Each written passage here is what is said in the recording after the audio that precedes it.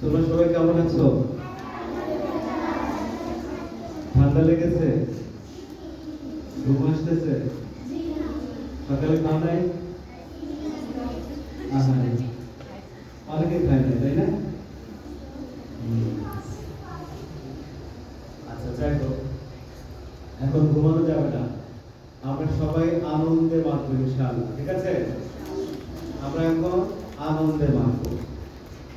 ইসলামের সাংস্কৃতিক রং আমরা আমাদের সারা শরীরে মাতবো।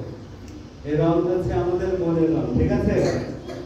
আচ্ছা, এটা আমরা এমন ভাবে মাতবো যেন তোমাদেরকে মনে হয় তুমি এখানেই আছো। এমন ভাব যাবে না যে মানুষটা এখানে কিন্তু মনটা পড়ে আছে অন্য জায়গায়, তাহলে আমার ভালো লাগবে না, তাই না? আমরা এখানে যারা আছি সবাই অনেক ভালো মানুষ, সুন্দর মানুষ, মিষ্টি মানুষ, তরল মানুষ, নরম মানুষ, তাই না? তরল, নরম, সুন্দর, মিষ্টি সব তোমরা।